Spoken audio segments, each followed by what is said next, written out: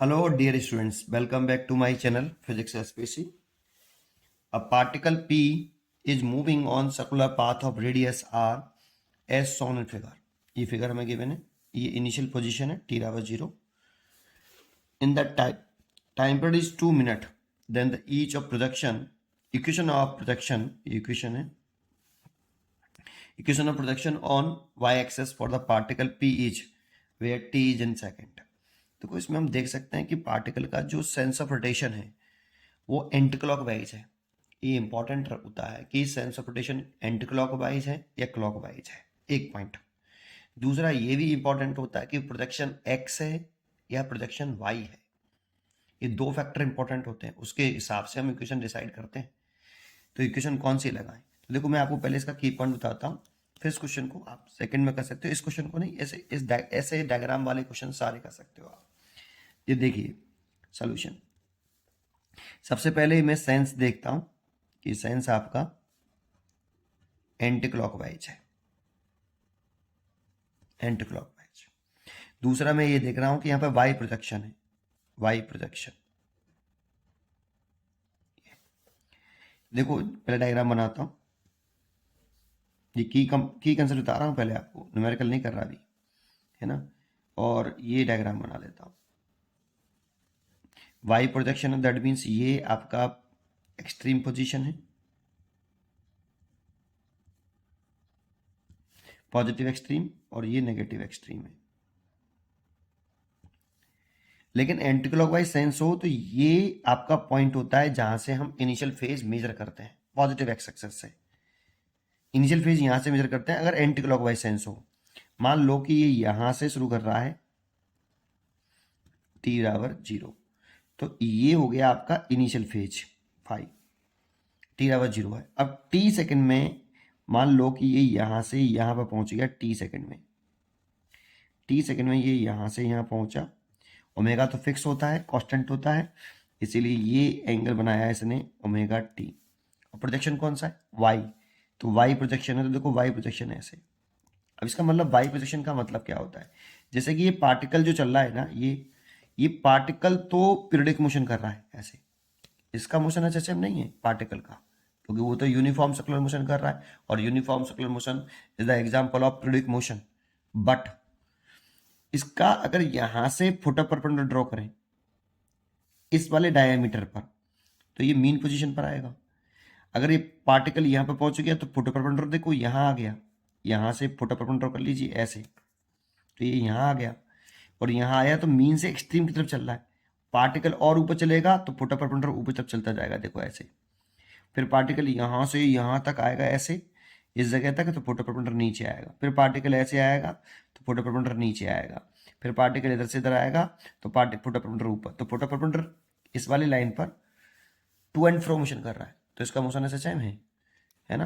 तो photo perpendicular का motion ऐसे सेम है, तो आप फोटो परपेंडिकुलर को देखो वो किधर मूव कर रहा है, तो मीन टू एक्सट्रीम की तरफ जा रहा है.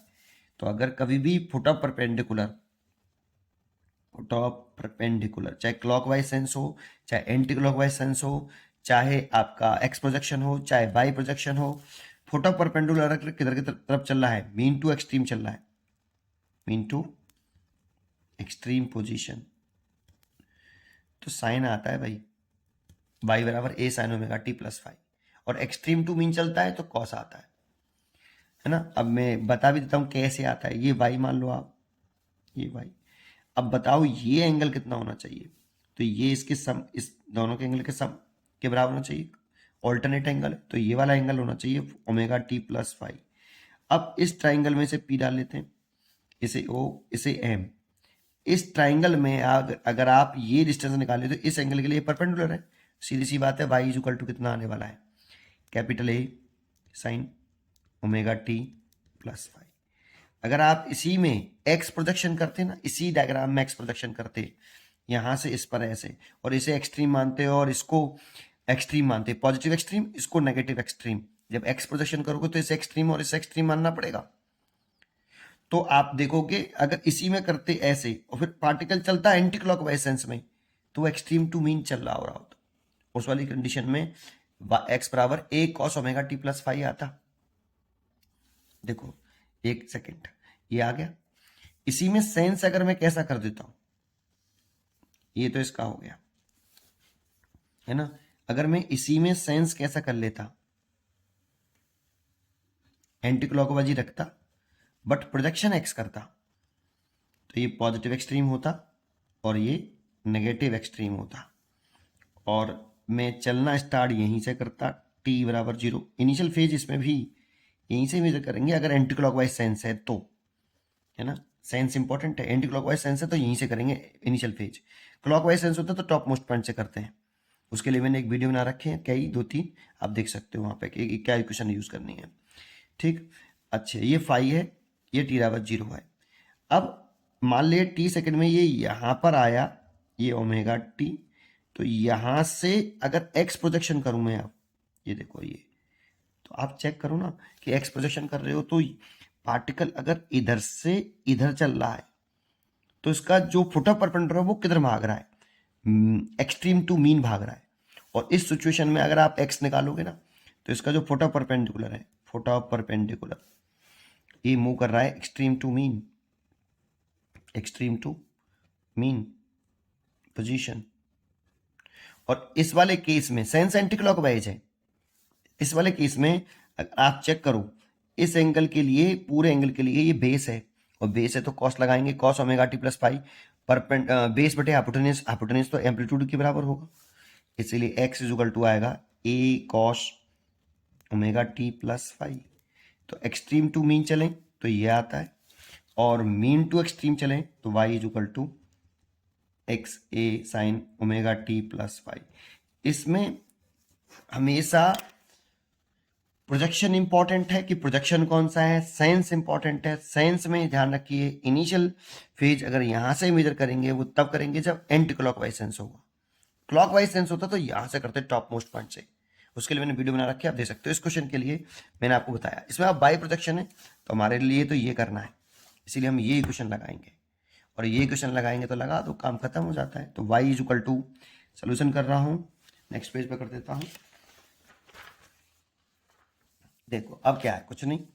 अब इसमें आप चेक कर लीजिए इस इक्वेशन में सोल्यूशन। इस वाले क्वेश्चन में आपका साइंस तो एंटी क्लॉकवाइज ही है, और प्रोजेक्शन वो y चाहता है, प्रोजेक्शन वो y चाहता है, तो ये पॉजिटिव एक्सट्रीम, ये नेगेटिव एक्सट्रीम,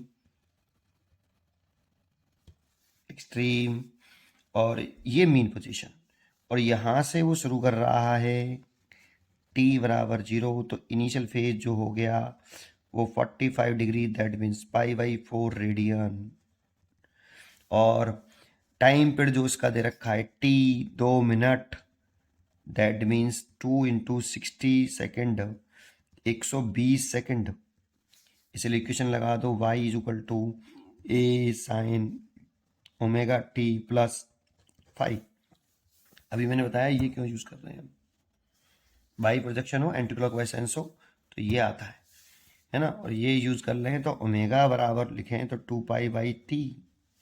तो ए की वैल्यू तो कितनी है आपकी, रेडियस, देखो इसमें जो ये दे रखा है ये कैपिटल आर दे रखा है, बस एम्पलीट्यूड, एम्पलीट्यूड कैपिटल आर है तो कैपिटल आर साइन ओमेगा की जगह पे 2π/t बटे capital T plus initial phase जो है आपका 45 डिग्री, दैट मीन्स π/4 रेडियन, और टी की वैल्यू पुट कर दूं तो आर साइन 2πt, और ये 120 प्लस π/4, तो ये हो जाएगा are sign πt/60 degree, 60 plus π/4। ये देखो ये इसकी इक्वेशन हो जाएगी, ये वाली श्योर, बिल्कुल पक्की।